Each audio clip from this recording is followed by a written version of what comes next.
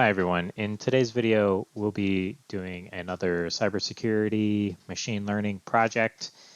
I thought we would take a look at some firewall data and see if we could classify the action the firewall will take given all the network data that it receives. Now, when I initially wrote this notebook, it was a while ago, and since then I've done other projects that I've included in my channel.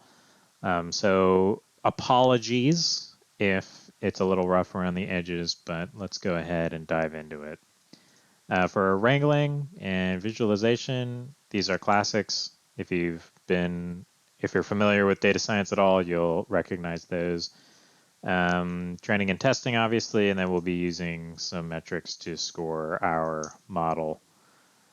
I found this on Kaggle, I believe, or excuse me, I think I found this on the UCI machine learning repository. And this is what it looks like. We got the source port, destination port, the NAT source port and destination port. If someone familiar with cybersecurity could fill me in on the difference between these two, that would be pretty interesting because it looks like I don't understand the difference between NAT port and source port here. So yeah, and then we have our action. This is the column that we will be trying to classify and predict. And then we have all these different bytes and packets that we get, which I'm assuming is just the information that the firewall receives from a given ping or whatnot. I'm not quite sure of the actual terminology here. But you'll see that almost all of our data is integer, with the exception of our predictive feature here, which is an object, which makes sense because all of these are numbers. The action is obviously an object.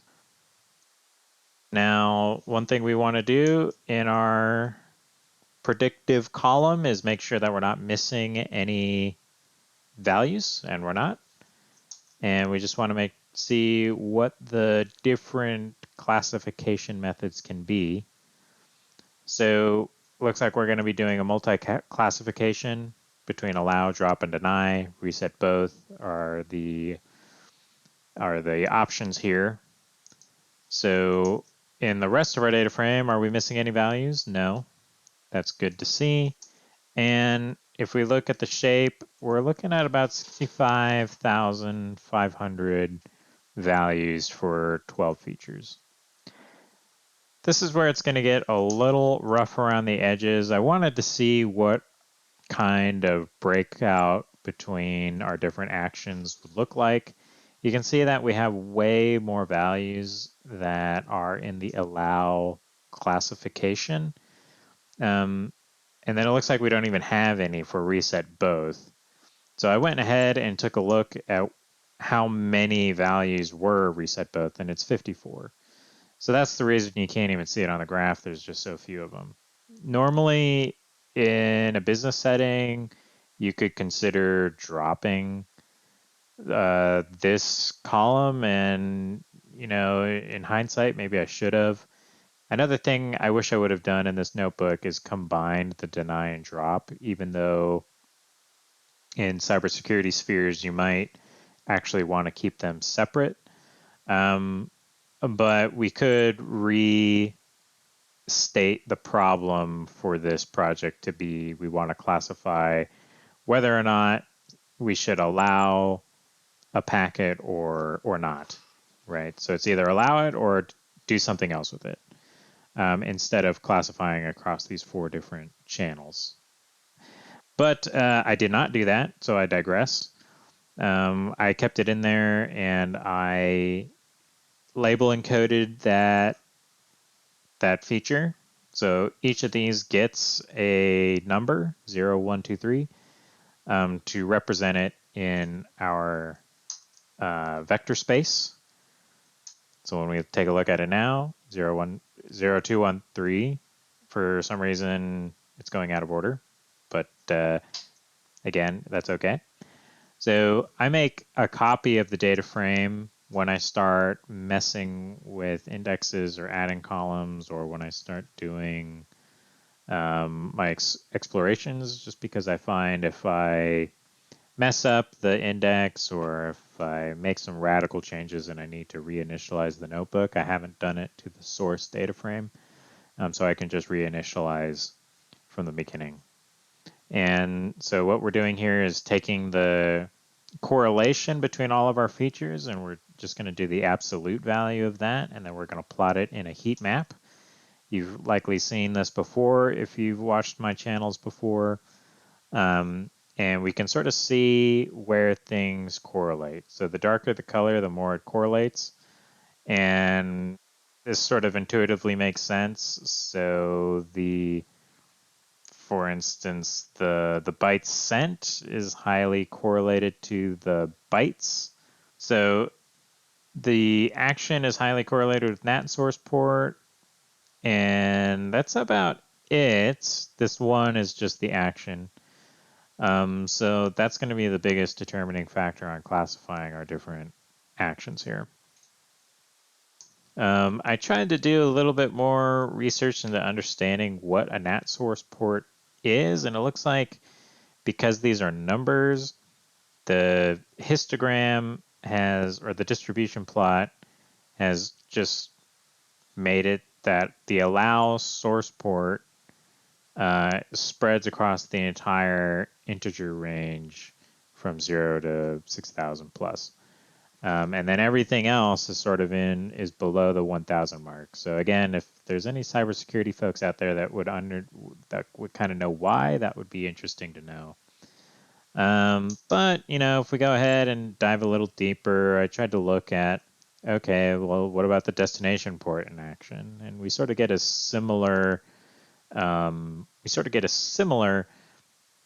story here, except for that it looks like it looks like everything is sort of correlated to ports between 0 and maybe like 500 or so.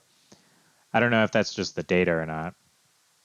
And then, of course, same story with elapsed time and action. So I wanted to do some scatter plots to see what it would look like, but look at this mess. It's really difficult.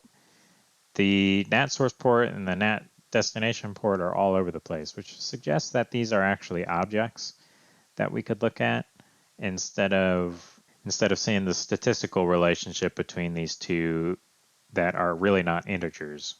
But I digress. It's still good to know.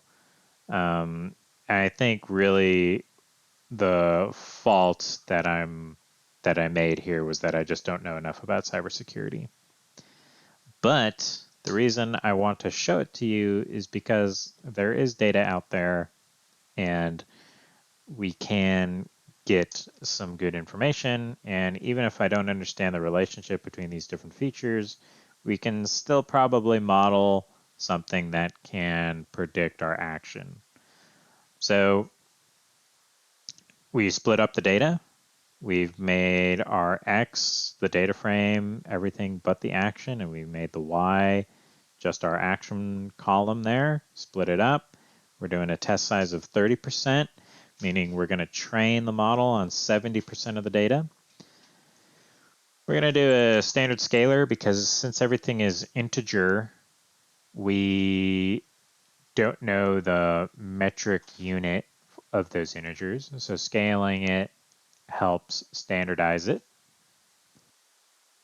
And here we go. We're going to use a random forest classifier and we'll predict it and see what the score is. So in this instance, I get an accuracy that's pretty high, 99%. And if we look at our metrics, they're all super low. Like the mean squared error is 0 and the root mean squared error is 0.06 with an R2 score of 99. So this is performing extremely well. If we look at the classification report, it's a similar story with precision recall and F1 score. But to visualize what we're doing here, let's do a confusion matrix.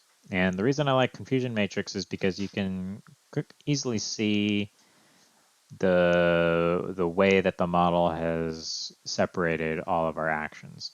So it has predicted the true value of most of our allow labels.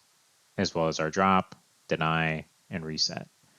It didn't perform as well on the reset. It's saying that 11 of the labels should be dropped when they should truly be reset.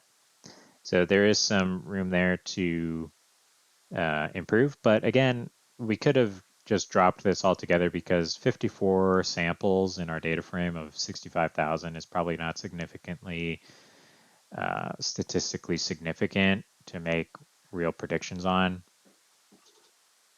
And we could maybe balance this data set out. It's probably biased toward allow because allow supersedes or there's more abundant in the data frame than our other labels. So it's not a balanced data frame to begin with. That's why I think connecting these two together and just framing the problem as do we allow the packets through or we deny them would be probably better. And because we have such a high score here of 99%, there's really no reason to check out other models. Instead, next steps would be more along of what I've just said, making the model, improving the model, and going through and adjusting in hindsight ways to improve the model and make it more accurate and give us more confidence in its actual classification methods. I hope this was at least interesting to you cybersecurity folks or your machine learning folks looking for projects to work on. Like I said, this is the first classification project that I worked on. And so it was a good introduction. I think there are better videos on my channel, but I thought I had the footage, so I'd make a video of it. If you have better suggestions on projects that I should make, please let me know in the comments. It's probably the best way for me to get ideas on what to show you guys. And until next time, I'll talk to you later. Bye.